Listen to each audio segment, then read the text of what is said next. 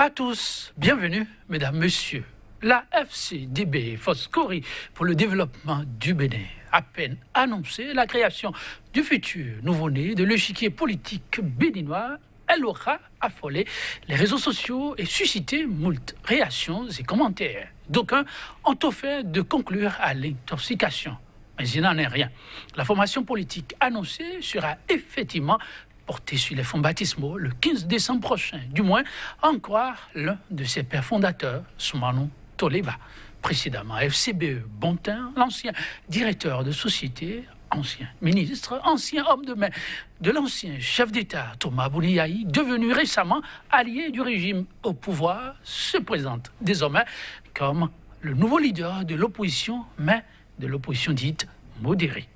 Création du parti FCDB, un loup dans la bergerie ou du renfort pour l'opposition. Le débat, c'est tout de suite et maintenant. Avec nous sur ce plateau, Jules Justinien Rompatin, universitaire. Il est chercheur en droit public, en droit constitutionnel et international. Jules Justinien Rompatin, bonjour. Bonjour. Merci de répondre à notre invitation. En face de lui, un acteur politique, Dieudonné Biaou, c'est son nom. Il est le porte-parole du Parti du Peuple Souverain, PPS. Dieudonné Biaou, bonjour. Bonjour, monsieur Yetondu. Merci pour la disponibilité. Non, c'est moi. Des formations politiques en lice pour les législatives de 2019, mesdames, messieurs, il faudra sans doute compter avec le parti FCDB. Oui, bien entendu, FCDB, à ne pas confondre avec FCBE, même si la confusion semble sauter à l'œil. Inexistant pour l'heure, il sera dans une semaine exactement sous les feux de la rampe et promet la dite formation jouer dans la cour des grands et faire au besoin ombrage aux premiers occupants de l'échiquier politique béninois. Justinien Rompatin et le ciel politique béninois qui s'éclaircit chaque jour davantage avec des surprises. Et parlant de surprises, c'en est un à ce qu'il paraît. Je ne sais pas quel est le regard de l'université. Merci. Je voudrais commencer de manière très humble et modeste par dire que c'est quelqu'un qui est en formation, qui est en train d'être fait et refait par les grands maîtres et détenteurs et des grandes connaissances et des grandes théories de recherche dans le domaine du droit. Donc, je ne me tague pas d'être véritablement un chercheur, c'est peut-être un micro-chercheur, un petit chercheur. Ah oui, Ouais. bienvenue, merci pour toute l'humilité. Comme on le dit, les grands hommes ne se décrètent pas.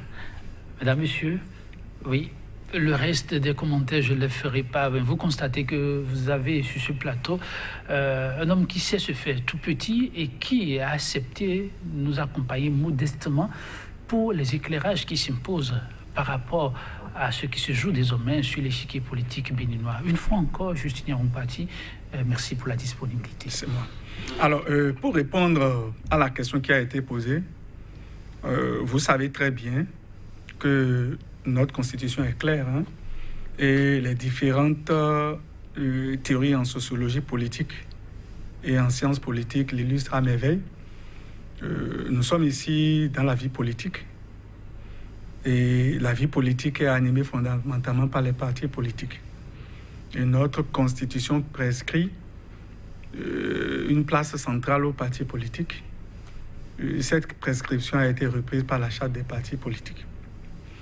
À côté de cela, je voudrais rappeler un peu les libertés fondamentales et les droits de la personne humaine, fondamentalement les droits politiques, en vertu desquels tous citoyens, tout au pluriel, peuvent se mettre ensemble pour constituer un parti politique perçu ici, de mon point de vue, comme une organisation ayant pour préoccupation essentielle l'animation de la vie politique, de manière à conquérir le pouvoir à la base, au niveau parlementaire et si possible même au sommet de l'État, pour pouvoir se rendre davantage utile à l'État.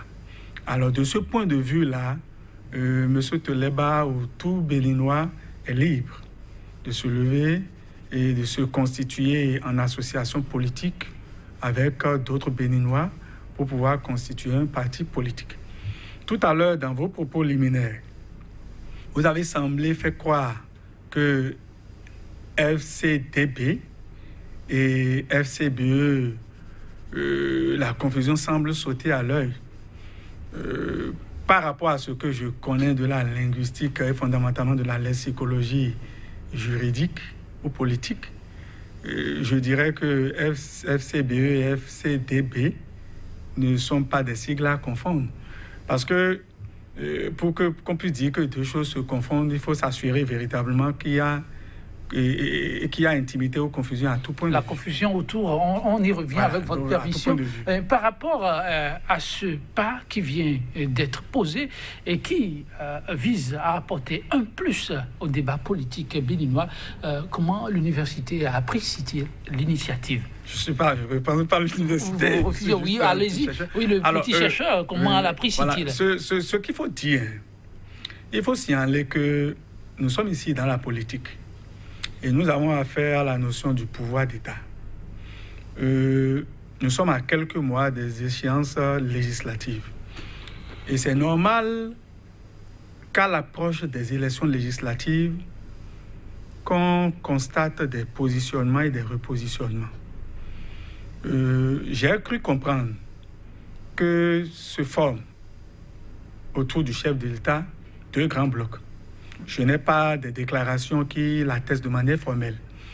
Mais je constate qu'il y a le bloc des progressistes qui se constitue. Il y a le bloc des républicains autour du chef de l'État. Ça pourrait être une stratégie politique. Ça pourrait être une manière d'aller plus tard à un parti unique autour du chef de l'État. J'espère bien que tôt ou tard, ou dès maintenant, que d'autres partis ou d'autres blocs pourraient se constituer au niveau de l'opposition.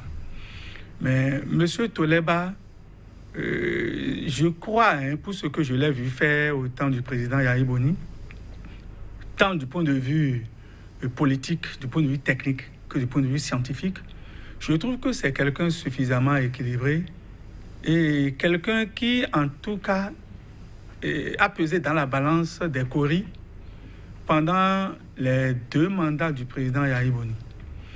Est-ce que, de ce point de vue-là, on peut déjà considérer certains biens des forces Kori pour un Bénin émergent, Kori ou certains attributs? Là, je pose le problème de la gestion des biens des partis politiques. Est-ce qu'il faille voir déjà ces biens comme des biens dont n'importe quel membre du parti peut se prévaloir ou peut utiliser vous évoquez la polémique un peu lancinante. Voilà, donc c'est des questions qui se posent. Mais à première vue, moi je trouve que c'est intéressant. Maintenant, ce qui m'intéresse davantage, c'est l'opposition modérée. Et vous voyez bien, dans la dénomination développement, moi, par rapport à mes on revient à ces aspects, avec votre permission. On va se retourner vers votre vis-à-vis du Dieudonné Biaou, du renfort, peut-on dire, à première vue quand même, à l'opposition, les leaders, les pères fondateurs de ce regroupement, actuellement parti politique, c'est la terminologie exacte, parlent d'une opposition modérée. Donc, en addition à ce qui se fait désormais sur le terrain, avec une petite subtilité. Alors, l'initiative en elle-même, comment est-elle accueillie déjà au niveau du PPS dont vous portez la voix? Merci, M. Yetondi. Je voudrais vous dire à l'entame que personne ne peut interdire à son prochain de créer un parti politique. C'est un droit constitutionnel et chaque citoyen, s'il sent le besoin de se constituer en un parti politique, si un groupe de personnes se sent le besoin de se constituer dans un parti politique pour animer la vie politique, c'est de leur plein droit. Et encore que ce qui est annoncé pour renforcer l'opposition, encore qu'aujourd'hui, le parti du peuple souverain se bat avec d'autres forces politiques de l'opposition. Je dis, l'acte est à saluer. Maintenant, quand nous rentrons dans le fond, où on nous annonce qu'un parti veut être créé pour faire de l'opposition modérée, c'est là où ça nous laisse perplexes. Nous, à notre niveau, modérée. Oui, justement.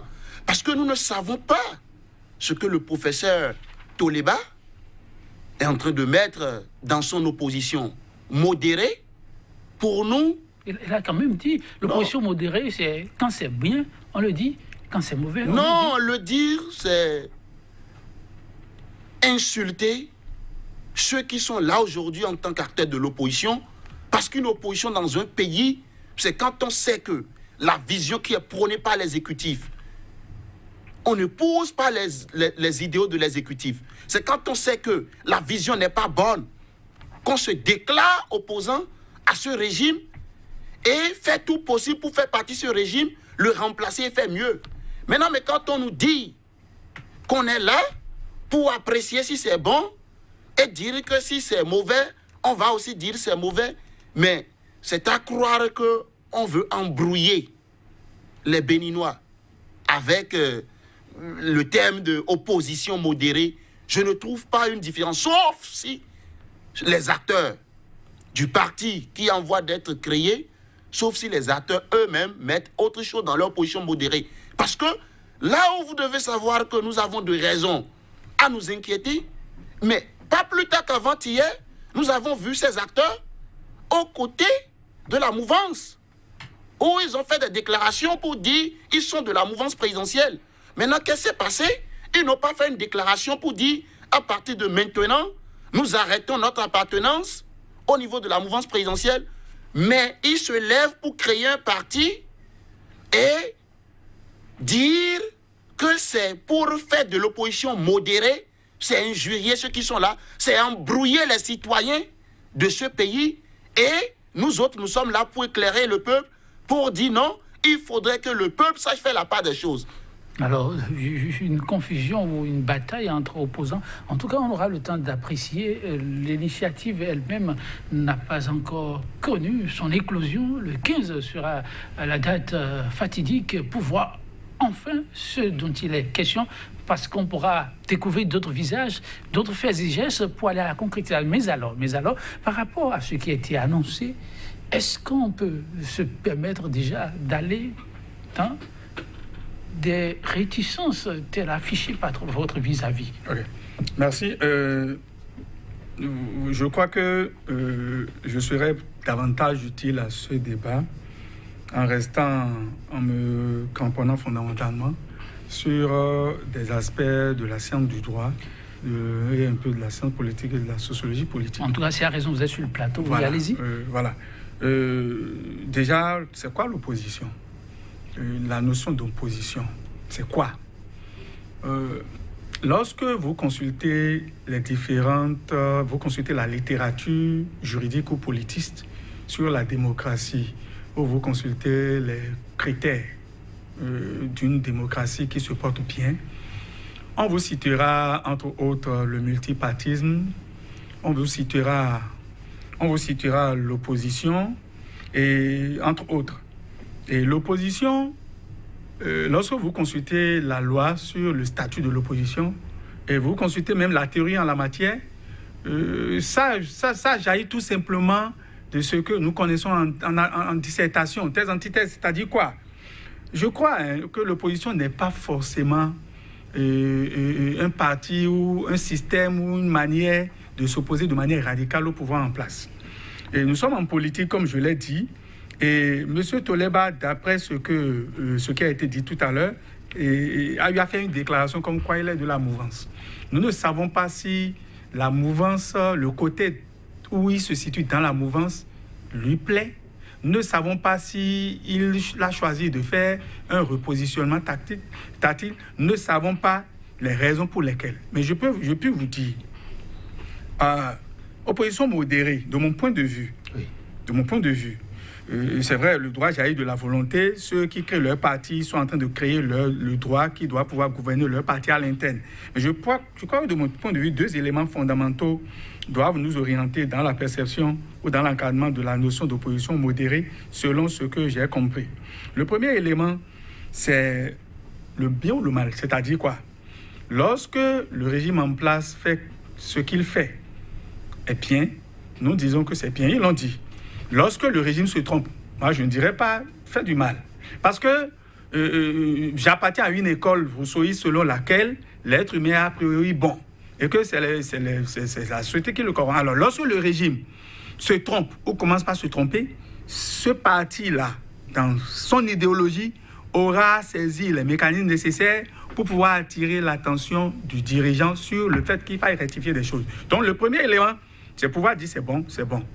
C'est de pouvoir dire ce n'est pas bon, nous allons trouver les moyens nécessaires pour souffler ou pour attirer l'attention du chef d'État ou des acteurs politiques du pouvoir en place là-dessus. Le second élément, et je crois que le mot développement n'a pas été inséré dans leur sigle par hasard. Je me demande, est-ce que ce n'est pas une manière de socialiser en griffes? Est-ce que ce n'est pas une manière de se dire nous voulons aller vers une démocratie, mais une démocratie qui situe à son cœur de plus en plus des préoccupations d'ordre social, des questions d'emploi. Est-ce que le sifflet ou le fait qu'ils vont siffler l'arrêt pour dire attention, ici ça ne va pas, est-ce que ce n'est pas beaucoup plus en direction de l'homme? Autrement dit, il me semble que c'est une idéologie qui semble mettre l'homme au cœur de sa politique et au cœur de ses actions politiques. Alors, oui, Dieudonné Biaou. Oui, je voudrais rebondir toujours sur cette question d'opposition modérée que le parti qui envoie d'être créé est en train de prôner. Et quand on nous parle aujourd'hui d'opposition modérée, ça dit que nous avons une opposition radicale au Bénin? Non, non, il n'y a pas une opposition radicale au Bénin. Nous n'avons pas encore vu des jeunes dans la rue en train de casser des choses parce qu'ils sont en train de revendiquer tel et tel. Tout ce que l'opposition dans notre pays est en train de faire, c'est dans les normes. On ne peut pas venir injurier cette opposition de face pour dire maintenant, nous prenons une opposition modérée, une opposition constructive, tout comme si l'opposition qui est là est une opposition destructive. Nous disons non, nous n'allons pas accepter ce que l'opposition dit. Il y a des jeunes qui disent, quand nous sommes dans une économie qui est une économie en récession, on ne peut plus créer de nouvelles tasses. Trop de tasses tuent l'économie. Ce que l'opposition dit, il faut laisser les gens s'organiser. Il ne faut pas embrigader les libertés démocratiques. Maintenant, quand on laisse tout ça, et on vient à la veille d'une élection législative, dire que maintenant, on se positionne comme meilleur opposant, on veut faire de l'opposition modérée, je dis c'est d'insulter les acteurs qui animent l'opposition depuis que le régime du pouvoir de Patrice Talon s'est installé, et de dire maintenant que voilà. Donc nous autres, nous voyons dans la démarche du professeur Ousmane Toleba de l'opportunisme. Nous voyons dans sa démarche de l'opportunisme, il veut se positionner pour faire ombrage aux acteurs de l'opposition et s'aimer de la confusion dans la tête des militants qui fustigent la gestion du pouvoir de Patrice Talon. Et en tant qu'acteur politique, nous n'allons pas accepter cela. Nous devons éclairer le peuple, leur dire... Le droit à la différence, j'ai dit au départ que personne ne peut interdire à son prochain de créer un parti politique. Mais vouloir se positionner pour s'aimer de la confusion, vouloir se positionner pour embrouiller les militants, je dis non. Oui, je me retourne vers le chercheur. Alors, de l'opportunisme, trouve l'acteur politique. Est-ce que c'est un thème qu'on peut trouver dans la démarche actuelle? On voit les élections en vue, on se dit, tiens, qu'est-ce qui peut bien marcher? Et puis, on revient avec quelque chose, en étudiant un peu la psychologie du grand nombre. Est-ce que ça peut aussi compter dans la démarche qui s'observe? Le bon acteur politique, vous voyez, la politique traite des faits. La politique, c'est des faits. Et un bon acteur politique, il analyse les faits politiques, il voit les tendances. Et en fonction des tendances, vous voyez, dans d'autres pays, les gens vont jusqu'à des sondages pour voir à peu près, mais d'ici 2 mois, 3 mois, 5 mois, ça peut donner quoi? Quel est l'intérêt de l'acteur politique? Voilà. Pourquoi l'acteur politique, on les appelle même aujourd'hui les professionnels de la politique. Comme si, ça dit comme pour dire que la politique est comme une profession. Alors, dans le cas d'espèce, l'acteur politique, son intérêt, c'est de faire en sorte qu'il puisse avoir le pouvoir. Nous parlons du pouvoir législatif. Les élections législatives approchent. Et quand vous lisez très bien la charte des partis politiques, vous voyez très bien que la charte signale qu'un parti véritable, respectable, qui mérite attention, c'est un parti qui, en principe, est représenté, en tout cas, a réussi à briguer des mandats au niveau local, au niveau législatif. Un bon acteur politique, lorsqu'il analyse le terrain, il analyse le marché électoral, C'est ça. Et il constate que il faut que je me positionne de telle manière, il faut que je me repositionne de telle autre manière. Il met en place les stratégies nécessaires, il profite des vides juridiques qu'il y a, il profite des lacunes du droit qu'il y a, il fait en sorte qu'il puisse tirer son épingle du jeu. Autrement, pas pour dire que c'est de l'opportunisme. Je ne dis pas que c'est de l'opportunisme, c'est une manière, moi je crois que c'est une lecture éthique qui se fait de la démarche du professeur. Moi je voudrais faire une lecture purement politiste et juridique. Et est-ce que ce qu'il fait, est-ce que c'est conforme au test en vigueur? Oui. Est-ce que ce qu'il fait, quels sont les mobiles qui sont à la base de cela? Je ne sais pas. Puisque la psychologie de l'intéressé, c'est une psychologie pour moi difficile à appréhender. Je ne peux que le laisser agir pour pouvoir appréhender. Mais lorsque je prends les mots lâchés, opposition modérée, je dis, mais c'est déjà intéressant. Ça veut dire quelque part que selon l'intéressé, il y a des choses à rectifier. Donc c'est déjà intéressant. Mais tout à l'heure, vous avez dit qu'il n'y a pas eu de l'opposition radicale au Bénin parce qu'on n'a pas vu les jeunes marcher, on n'a pas vu des gens faire... Casser. La démocratie, c'est le régime politique des intelligents et des pacifistes. Alors, ce n'est pas parce qu'un parti politique fait du bruit, fait de la marche, crie qu'il y a opposition radicale.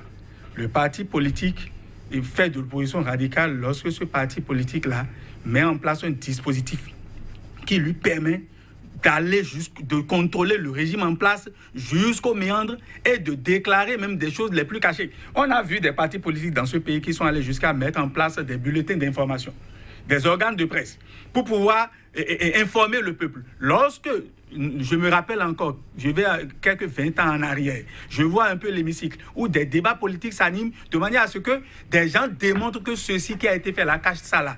Moi, je crois qu'il y a eu de l'opposition au Bénin et peut-être même de l'opposition radicale parce que c'est dans la manière dont les gens font leurs analyses, dans la manière dont les gens font leurs démonstrations. Moi, je me focalise sur le fait que quelqu'un, et c'est là l'intérêt, quelqu'un qui a été allié très intime de l'ancien chef d'État s'est déclaré proche du chef d'État actuel et se retrouve donc au milieu de deux chefs d'État, un ancien, l'autre actuel.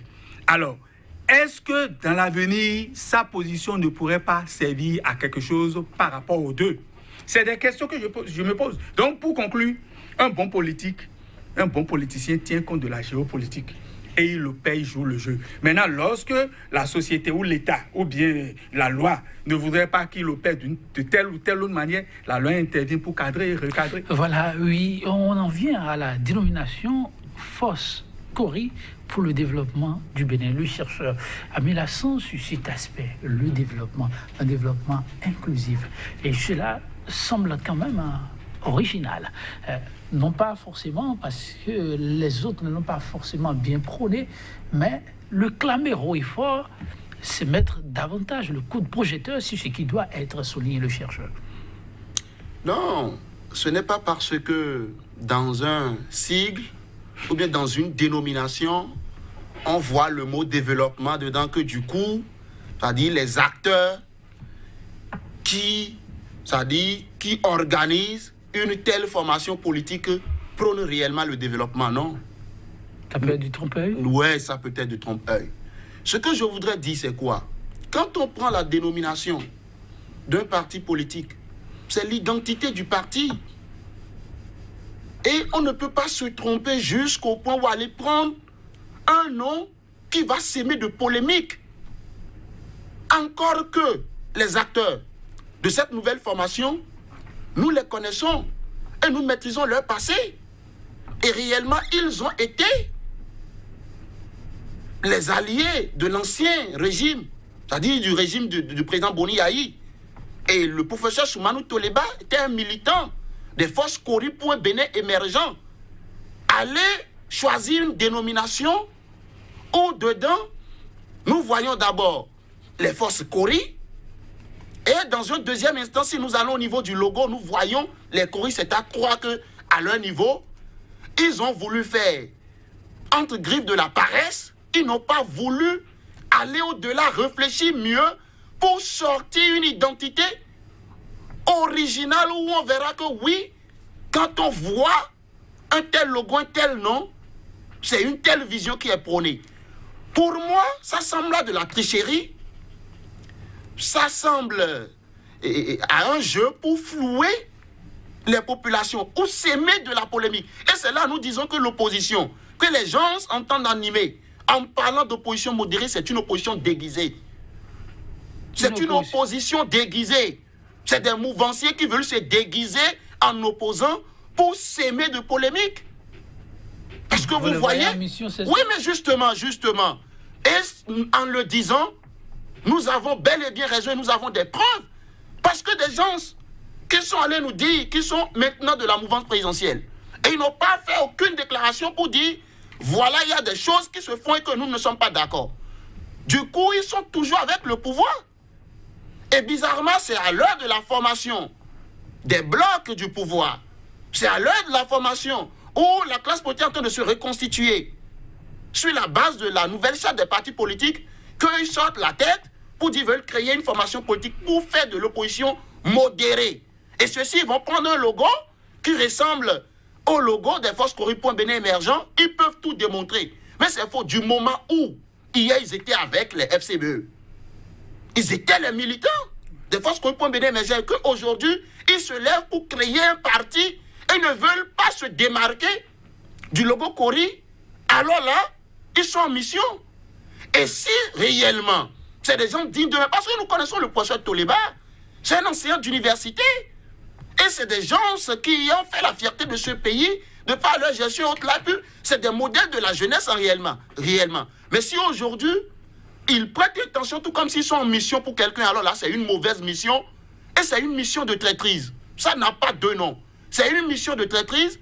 Et tout ce que moi j'ai à demander à ceux-là qui veulent mettre en place FCDB, ils peuvent choisir autre dénomination.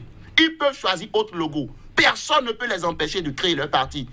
Mais de cette façon-là, c'est très gauche et devant, ils seront rattrapés par la poubelle de l'histoire. Justinien Ompati, la classe politique pense que c'est un peu de trop dans le choix. On aurait pu choisir toute autre chose que ce qui a été choisi. Ça frise un peu comme un jeu malsain. En tout cas, le politique ne connaît pas de jeu malsain. C'est ce que l'histoire dit, non? Oui. Tout à l'heure, j'ai écouté M. Biaou. Je le comprends. Je crois que lui et moi, nous allons nous accorder sur le fait que, ou sur le constat que, je dis si c'est le professeur Toleba qui est derrière ce nouveau parti, parce que je ne l'ai pas vu le dire. Je me base sur ce que j'ai entendu. Si c'est lui qui est derrière, entre autres personnes, derrière la création de ce parti politique, il y a lieu de faire ressortir ou de poser un problème, de poser un certain nombre de problèmes qui méritent attention. Le premier problème sur lequel je ne vais pas trop opiner, c'est le problème du financement des partis politiques. Vous allez dire, mais ça vient chercher quoi ici? Oui. Et ce problème est généré par le statut des biens des partis politiques. Lorsque vous prenez, par exemple, le parti Force Cori.Bénin émergent, ce que vous avez évoqué tout à l'heure, comme il l'a dit, nous avons découvert avec ce parti, le Cori, même si c'est quelque chose dans notre cosmogonie, dans notre culture, qui a été récupéré, qui a une dimension économique, une dimension mystique et tout ça, qui a été récupéré et qui certainement fait mouche, parce que c'est démontré en énergétique qu'un objet ne reste jamais sans vivre. Tout objet vit et crée des vibrations. Alors, je suis d'accord avec lui que le Cori est connu du temps des forces Cori.Bénin émergent comme emblème ou élément utilisé en politique, pas ce parti politique. Je suis d'accord. Je suis d'accord également que l'expression force Cori, parce qu'on aurait pu dire puissance Cori, on aurait pu dire énergie Cori ou bien énergie Revioso ou quelque chose. Mais l'expression force Cori est une expression à laquelle nous avons été habitués par rapport au FCBE. Mais la difficulté, c'est que le professeur Toleba, qu'on dit qu'il est derrière la création de ce parti politique, je pense cela comme hypothèse d'analyse, c'est que le professeur Toleba n'est pas n'importe qui ou n'était pas n'importe qui dans les FCBE. Je l'ai dit tout à l'heure. J'ai parlé de lui suivant 3 angles. J'ai dit que du point de vue politique, du point de vue technique et du point de vue scientifique, il est bon. Il a attesté. Il est allé jusqu'à dire, M. Biao est allé jusqu'à dire qu'il est une référence, qu'il est un modèle pour eux. Et il a semblé exhorter le professeur à ne pas se mêler, je paraphrase, à ne pas se mêler de ce jeu-là, à rester leur modèle. Alors, cela pose le problème du statut des biens des partis politiques. Est-ce qu'un militant d'un parti politique, lorsqu'il sort du parti politique, est-ce qu'il a le droit de prendre, est-ce qu'il a un droit sur les biens du parti politique ou sur les attributs du parti politique? En droit, on traite cela comme des biens indivis. Est-ce que c'est le même régime qu'il faut accorder? C'est une question fondamentale. Parce que l'intéressé peut dire, j'ai participé à la construction des FCBE, mon argent, pas à travers les cotisations, a fait ceci, cela, donc j'ai droit à ça. Mais au même moment, on reconnaît qu'en droit, lorsque quelque chose revient à plusieurs personnes et que vous prenez cela, c'est que vous prenez votre part et vous prenez aussi la part des autres et les autres peuvent revendiquer leur part. Comme il l'a dit, c'était beaucoup plus prudent, ou ce serait plus prudent, au regard de ce flou qui entache le statut des biens des partis politiques, d'aller créer, de créer carrément un autre dispositif emblématique par rapport à la création de ce parti politique. Alors, ce problème de statut des biens des partis politiques que je laisse comme ça sans trop traiter, ça soulève maintenant le problème de financement des partis politiques. Et là, la FCBE, en réalité, était financée par qui? Celui par qui la FCBE était financée, si la FCBE était financée par une ou deux personnes ou trois, là, ils peuvent réagir. Encore que tout militant de FCBE pourrait évoquer la question. Mais que dit la loi à cet effet? L'article 15. L'article 15 dit qu'on ne doit pas. Mais il se fait que M. Toleba, c'était son parti. Donc, il va falloir retrouver cette spécificité-là dans la généralité de la loi, dans cette disposition de l'article 15. C'est pour cela que j'ai l'habitude de dire que le droit en lui-même est simple, apparemment simple. Mais sa mise en œuvre est délicate et compliquée. Et enfin, vous avez dit qu'ils sont en mission. Moi, je crois que il faut laisser les gens agir pour pouvoir apprécier. Nous sommes sur le terrain de la politique et du droit. Et je crois qu'il faut savoir raison garder. Et puis, je suis un peu gêné par le fait que M. Biao dise de manière répétée que quelque chose constitue une insulte pour certains. Je me demande, est-ce que ce n'est pas de la manipulation? Est-ce que ceux qu'il présente comme étant de l'opposition ne sont pas en train d'être manipulés par son discours pour pouvoir sentir l'action de M. Toleba comme une insulte à leur égard afin de réagir? Moi, je suggère vraiment que, comme je l'ai dit, que la démocratie étant le régime le plus adapté aux hommes, de liberté. Voilà, Rousseau dit que c'est ce qui est le plus adapté aux hommes raisonnés. Et que c'est même mieux pour les anges, parce que les anges, théoriquement, ne se tromperaient pas. Mais les hommes pourraient se tromper. Oui, vous voulez faire quelques compléments? Oui, je crois que nous n'allons pas nous baser seulement sur la personnalité du professeur Toleba. Mais ce que je voudrais dire, c'est que les FCBE, c'était une alliance de partis politiques. Oui. Mais ils étaient allés en congrès. Et à partir de ce moment, un militant qui a déposé ce dossier pour être membre du parti qui est sorti de ce congrès-là. Et depuis ce temps, M. Toleba n'était plus membre du parti FCBE. Donc il ne peut plus revendiquer maintenant les attributs de ce parti-là. C'est pour répondre à ce que M. Mpati... Vous ne répondez pas. A dit. Vous donnez votre... Non, à l'heure actuelle, lui, en tant qu'ancien militant de l'Alliance FCBE, ne peut plus, c'est-à-dire revendiquer les attributs, c'est-à-dire des forces Cori.Bénin émergents. C'est ce que j'essaie de dire. Oui. Pour dire que, en tant que cadre compétent de notre pays, ils doivent se réunir, réfléchir, sortir quelque chose de beau, de plus beau même que cette histoire de Cori là. Sinon, ce que nous voyons là, ça n'encourage pas la jeunesse, ça prête à de la paresse intellectuelle. Je ne vais même pas diluer mes mots pour le qualifier, mais c'est pour dire que ce qu'ils ont fait, je dis, ils sont en mission, et je ne cesserai jamais de le dire, puisqu'ils ne nous ont pas encore dit qu'ils sont réellement de l'opposition. Ils viennent nous parler de l'opposition modérée. C'est une mission téléguidée pour dissuader les opposants.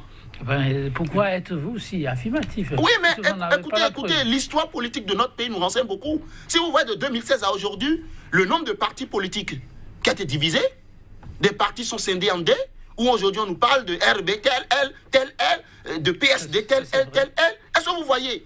Les partis sont divisés et nous ne savons pas qui est derrière. Et du coup, quelqu'un sort encore la tête et il va chercher les attributs des autres. Et ils veulent faire des démonstrations intellectuelles pour montrer que ce n'est pas le même logo, ce n'est pas le même nom. Non. Vous craignez une bataille judiciaire pour les FCB? Mais justement, si c'est que des gens, réellement, ils vont s'attacher à ce qu'ils ont annoncé là, il faut que les FCB portent plainte parce que la loi est claire là-dessus. La loi dit que quelqu'un ne doit pas utiliser les attributs des autres, soit-il ancien militant des autres ou bien un parti nouvellement créé qu'il ne peut pas utiliser les attributs des autres. Et c'est de ça qu'il s'agit. C'est vrai, on a vu l'histoire du PSD qui a fini par échouer devant les tribunaux. Le cas RB devant les tribunaux.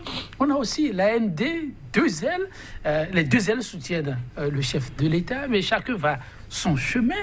Les FCBE, bon, sortis du Congrès, on parle maintenant du parti FCBE. Mais dans ce qui se joue actuellement, on peut en arriver aussi à une bataille juridique? Je vais répondre à la question. Je voudrais faire une observation. Oui. Je sais pas si c'est la science ou mon intérêt pour les recherches qui fait que je ne suis pas ému. Je ne suis pas surpris par certains faits politiques. Oui. Le chercheur a d'autres regards, c'est voilà, lui. On nous a appris à ne pas réagir, mais plutôt à réfléchir. À analyser. Vous voyez, le souci des acteurs politiques actuellement, depuis la cession au pouvoir du président, de son excellence, le président Patrice Talon, leur souci, c'est de revoir le système partisan. Faire en sorte que le nombre de partis politiques diminue et que le paysage politique du pays soit clairsemé et qu'on sache vraiment qui va dans quelle direction.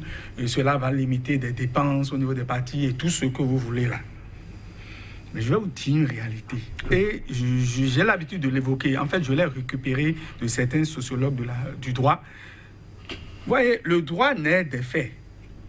Mais lorsque le droit va au-delà des faits, les faits rattrapent le droit et le ramènent à sa juste valeur. Expliquez-vous. Ce que vous avez dit tout à l'heure, là, vous avez dit que l'histoire politique du Bénin nous renseigne et qu'on a vu des partis se scinder, se séparer. Vous l'avez illustré. Vous l'avez illustré par des partis politiques.